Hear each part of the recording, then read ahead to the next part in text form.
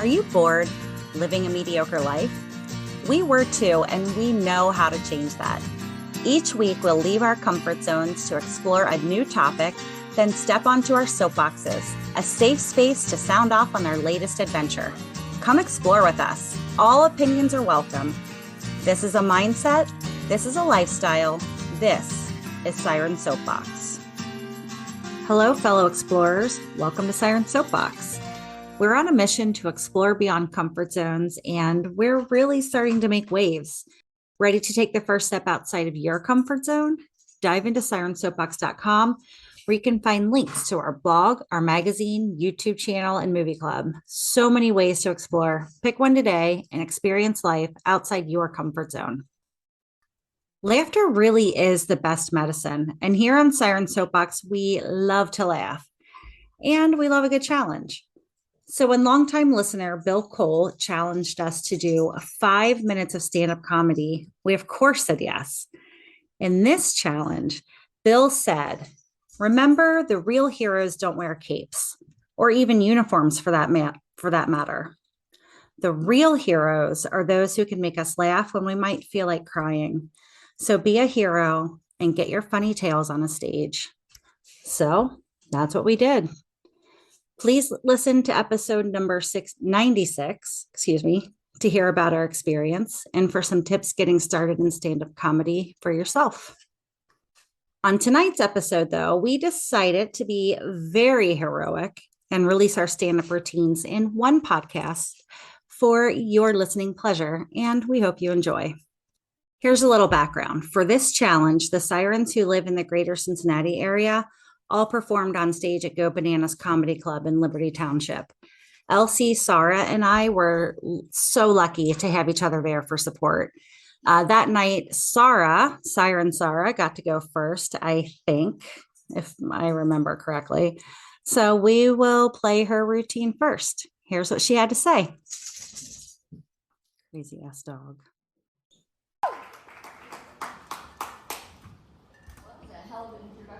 No problem.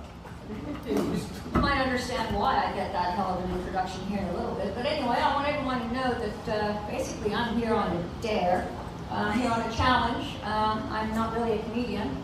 In fact, actually, the funniest thing about me is my husband, and he's really only dad joke funny. Sorry about that.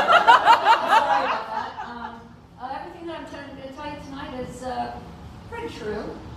Maybe not. It's maybe mostly made up, but it might be true for somebody. But anyway, a little bit about me, or like I said, something about somebody. I first became a U.S. citizen. I'm explaining it proudly. So anyway, on the 13th July, I became a U.S. citizen. I was born in England, came over when I was 12. I can't wait to vote for the next Queen of England, Queen of America, Jesus. That one already, see?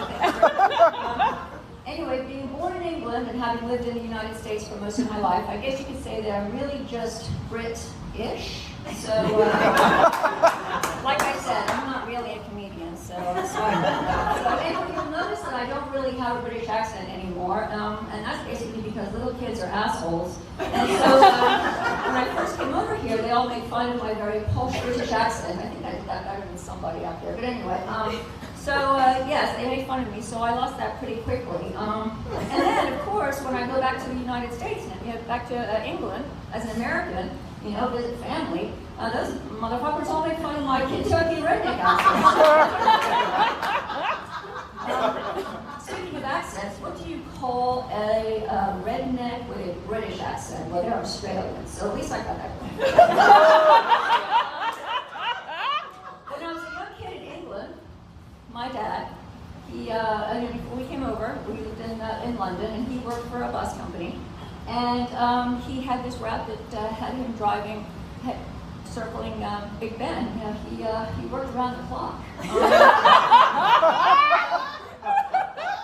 a partner, had a wooden leg named Smith. I don't know what he called the other leg. So I stuck with some English traditions, even though I live here in the United States. I do like tea over coffee.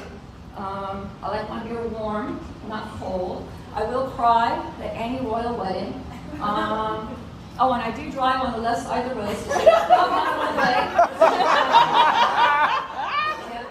In England, okay, yes, they write the date a little bit differently in England. Here in the U.S., we do month, day, and then year. In England, it's day, month, year. So take Christmas, for instance. Here, we say that it is December 25th. In England, it's 25 December. Let's take 4th of July, Independence Day here, right? We call that July 4th. In England, it's 4th of July. Or Treason Day. That's what it is. It took a long time to get that one out, but there we go. So becoming a citizen, it was kind of difficult, you know, just 12 years old, coming across on that boat, around the tip of Florida, over to Mexico, over, Arizona, over that wall. That's how you get in, right? And then I forged that green card, got settled in, got my education, high school, college, medical school, all at UC, go Bearcats, Bearcats. And now I'm an anesthesiologist and I work at a Northern Kentucky hospital. I put people to sleep during the day, not at night, putting people to sleep is it's pretty easy. Just give them a bunch of drugs and they go to sleep. Waking them up can be the hard part, right? And actually, that's the part everyone's always worried about. Okay, Doc, am I going to wake up at the end of this? Oh, sure, yeah. Well, they're never going to know if they don't, right? But that's a tricky thing, though. I don't know if he didn't get my last name. I think we barely get my first name out. But he didn't get my last name out. I'm Murray, right? Sarah Murray. And I push propofol every day. I don't know if you remember, Michael Jackson's doctor was Dr. Murray. And he gave Michael Jackson propofol to get him off to sleep. Now, Michael Jackson's still sleeping. But I can honestly say to every one of my patients, I'll take better care of you than that, Dr. Murray. There's not one of my patients that was black, but identified as white, 13 #1 singles, a pet chick named Bobo, questionable slumber parties, has ever not woken up after studies. In fact, no patient that fits that description of mine has ever not woken up. So, I feel like my time might be ending here. There are flashing lights, and I can't remember what they all mean. So I'm going to bring on the next funny guy.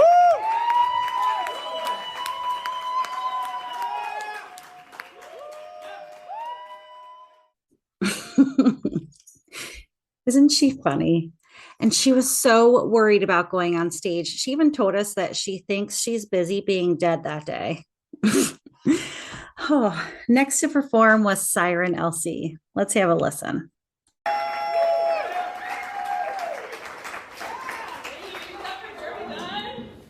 Make sure you get your piss, skills, and water. So, hi everybody, my name is Lauren. This is my first time doing stand-up comedy. It was a challenge. Podcast. It's called Siren Soapbox, and we believe that exploring outside your comfort zone will lead to happiness. So ask me after this if this made me happy. It was sent in to us by Bill. I'd like to point him out right over there. Thank you, Bill. Thank you for that challenge. And if you look way behind him, about 3 counties over, that's my comfort zone. So he told us we had to come up here on stage for 5 minutes. He did not tell me that we had to be funny. So for the next 4 minutes, I'm going to stare at you guys. Oh. Okay, that joke was just for me because my husband hates cringy humor, and he's really shitting his pants right now.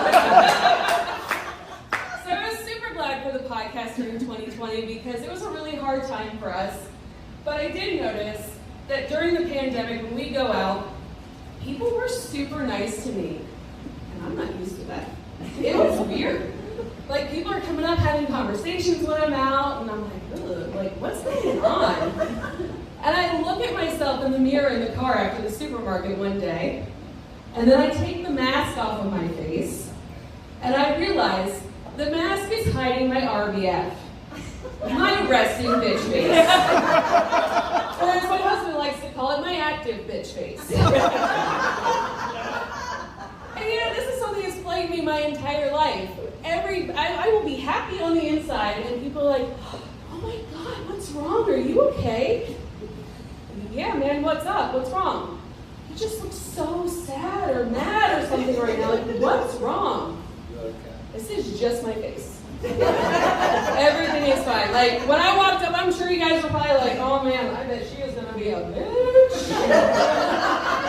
This is just my face. But also I'm a bitch. So I had to come up with all new ways to get people to stay away from me during the pandemic because they're coming up and trying to talk. And so I would be like, do you want to hear how you could be your own boss and make lots of money for yourself? It's not at all a pyramid scheme. What I need you to do, I need you to find 5 friends, get their numbers, find 5 more friends with 5 more numbers, and just so on and so forth until it looks something like this. And it's all multi-level marketing. It's going to be great. We're going to make tons of money.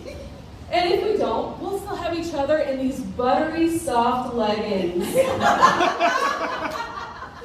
So finally last year, I did not practice this with a wire. Last year I finally went on vacation, like a normal person. Anybody else survive the pandemic and then immediately get struck by lightning? Just me. Well, I thank God that I survived, but I will tell you guys I'm a little bit disappointed. And I'm going to tell you why. Nothing is ever going to be as cool as that. Lightning does not strike the same place twice. Nothing will be as cool as getting struck by motherfucking lightning. Woo! Here's an example. Here lies Lauren. She slipped and fell, run into the microwave to hit it before it reached 0. Here lies Lauren. She didn't read the instructions on her art kit and inhaled toxic fumes. Here lies Lauren. This is a true story. She was cleaning and accidentally made mustard gas. Here lies Lauren. She is killing it on stage at Go Bananas.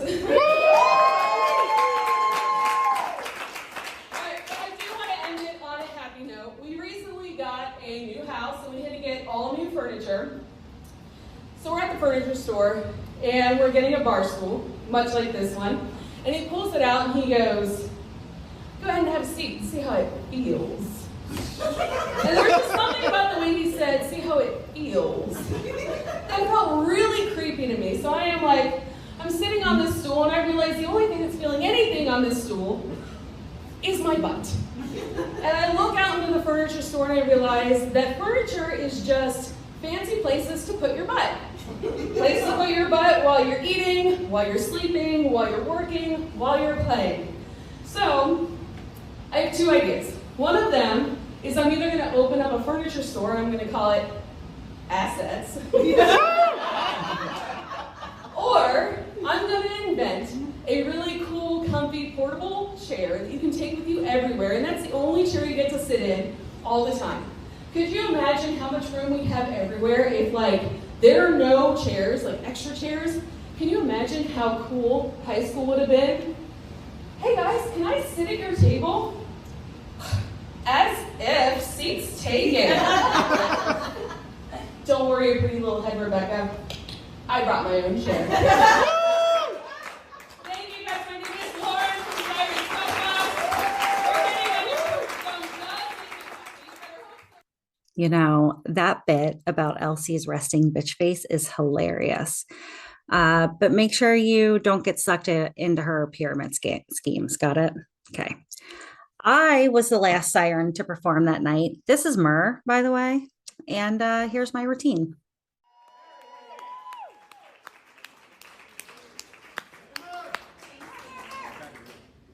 Thank you. So I heard recently that girls aren't as funny as men. I think it's because we don't have penises to laugh at. I would seriously use my penis like a helicopter. When I was single, I saw a lot. But here's why. fun fact, if a girl shows any interest in a guy at all, he will immediately start sending her dick pics. Immediately. Oh, you think I'm smart? Wait till you see this. Dick pic! And PSA, guys, if you are the one sending the dick pics, every girl you send that to is showing every one of her friends and coworkers at happy hour. It'd be unprofessional to show that in the office. But she was showing to every person who will look, and they are making fun of your penis. So now you know. So as I mentioned, I am no longer single. I only have one penis I get to laugh at.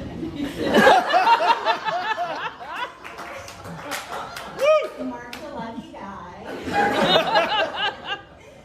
4 years tomorrow, so that's good. We waited a while to introduce each other to our kids because in my experience, you can only hide psycho for about 6 months. So after 6 months, we took all of our kids to a neutral ground, a Mexican restaurant we've all been to a million times. I take a seat next to Mark's oldest son, who at the time was like 9. And out of the blue, he starts, do you smell that? It smells like someone's making popcorn. And there are several holes in the story, okay? First of all, we're at a Mexican restaurant. I don't know if you've ever been to one, but they don't fucking pop popcorn. But I love popcorn, so I was secretly hoping that he really smelled it. And so I'm all in, okay? I'm like, I don't smell it. Maybe if I get closer to you. And it's about then that Mark realizes what's happening. Henry John Michael, did you just fart? Of course he did. So he's chuckling. I have a mouth or a nose full of stink cloud. And 4 years later, it's the same relationship. His boys are still trying to get me to smell his farts. Boys are gross. A few months later, though, I was celebrating my 40th birthday on Easter Sunday, and I started drinking from the time I woke up. I put Bailey's in my coffee. We had to go to a friend's house and had mimosas, Bloody Marys. I drank about a dozen Easter beers, which are Rolling Rocks. I was hoping that one would land. By like 3 o'clock that afternoon, I am passed out on Mark's lap. And I woke myself up with the loudest fart I've ever.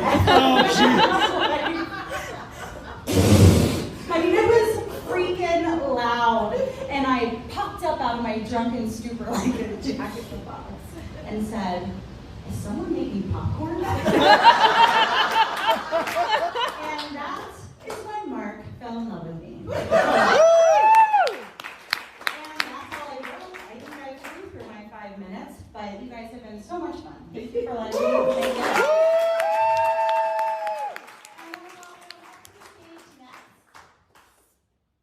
You guys, I had the best time performing that set, and I really hope it made you laugh.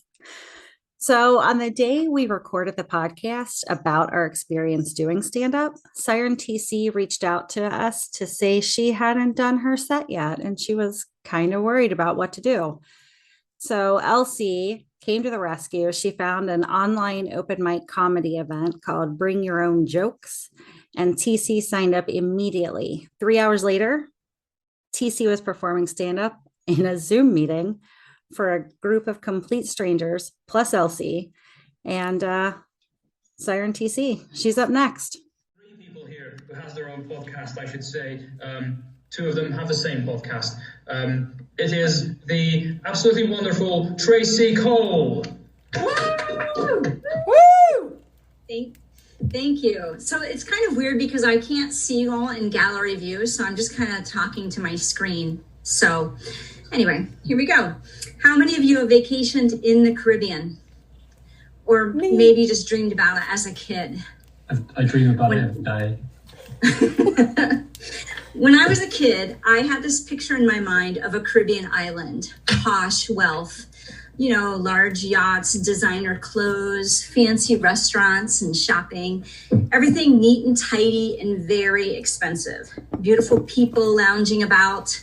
I pictured tall, handsome men in tuxedos serving drinks on a nice little tray with umbrellas. Basically, a playground for the wealthy.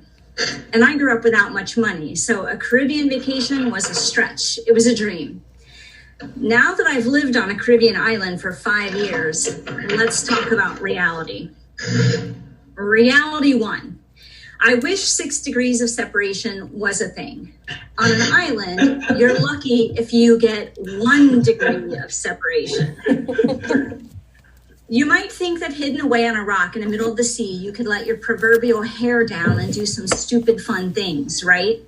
I mean, you can, but everyone will know about it in about an hour. It's called the coconut telegraph, and it's really fast. I have to be especially careful because I work in a school. So let me paint you a picture. I have one of those doctor's appointments that requires you to let go of all human decency and propriety. I'm laying on a table on my back, my feet up in stirrups. The doctor says, "You're going to feel a pinch." She's checking out all of the parts that almost no one gets to see. And then she says, "So, when is the boys' first day back to school?" Yep, she's talking to my vagina about it. My proctologist is also the parent of one of my students. I think you get the idea. Reality 2. It's difficult to be glamorous in the Caribbean. Let me just tell you, if you see a woman in the Caribbean who looks beautiful and put together, a designer bikini, a beach wrap blowing in the breeze as she walks along the beach with a large shade hat and designer glasses, trust me, she has swamp ass just like the rest of us. It's a fact. Reality 3. Living on an island in the Caribbean is just like living in the States or anywhere else. In the mid-'80s. Do you remember when the Oreo options were regular or double stuff? Or when there were 2 flavors of Doritos, cheddar and Cool Ranch? Remember those days? I remember the first time I went back to the States to visit. I walked into a Walmart and was immediately overwhelmed with the brightness and the largeness of it all, and all of the options. I really don't even know how that happens. I was only gone for a few years. How quickly we forget things. So I made my way through the aisles and I entered the cookie aisle with an immense Oreo section. I stared and muttered under my breath, "Whoa." Then I yelled for my boyfriend, "Dino, come look at this." A few people in the aisle nonchalantly walked my way to see what monstrosity I had discovered on the shelves. They were trying to be inconspicuous as they searched. Dino came over and we just stood side by side and stared. Now people were looking at us and giving us wide berth. What's with the crazy cookie people? There are so many flavors of Oreo cookies these days. Half the aisle was devoted to Oreo cookies. On my island, we have 3 flavors. We have original, double stuff, and lemon. When a 4th shows up, news travels, and they don't last long. Seriously, one time at a grocery store, they got a shipment of Chick-fil-A sauce. Somebody posted a picture on Facebook, and in less than an hour, it was all gone. Life in the Caribbean. Reality 4. My childhood musings of lifestyles in the Caribbean did not include any of the following very real daily occurrences. Cockroaches, we just ignore them. No one's really bothered by them here. You just shoo them away and go about what you were doing. Women discuss the most effective type of rat trap. No, I didn't say mousetrap. Drinking and driving is the norm. In fact, most island cars have a few cans or bottles that roll around every time you turn a corner to avoid a pothole. Lizards and spiders cohabitate with people, and they're welcome. They eat the mosquitoes after all. Centipedes and scorpions try to cohabitate, but we kill them when we see them. Frogs sing you to sleep at night, and most houses are not air conditioned, thus the swamp ass situation. Reality number 5. When there is no power, which is often, the toilets don't flush. This past weekend, we had a tropical storm, Fiona. as I was filling a bucket with water from a bin in my bathtub, getting ready to dump it into the toilet to force flush everything down, I thought back to my childhood visions of posh Caribbean elegance. That's it. So, how's that for island life? Is TC's description anything like you imagined? I wonder how many people she's deterred from moving to an island. Although I will tell you, she wouldn't trade it for the world. So there you go. That's going to do it for the week. And no episode would be complete without a challenge. And this week, we're repeating the challenge from episode 96, which is to perform 5 minutes of stand-up comedy at an open mic night. You can find one in person, or you can go virtual like TC did. I know it's a recycle challenge, but we really had a ton of fun with this, and we would love to hear about your experience with it as well. So post about it and use the hashtag Siren Soapbox on all the social medias. Thank you, fellow explorers, for listening to this episode, and check us out at sirensoapbox.com for all things Siren Soapbox. And until next time, dive in, stay curious, and be happy. Thank you so much for listening to this episode of Siren Soapbox, and a special thank you to C Strings for providing our music. Snag their latest EP from iTunes today. Follow the Sirens on all the social medias, and don't forget to tell your friends about us. Like and subscribe wherever you listen to your podcasts. We'll catch you next time on another episode of Siren Soapbox.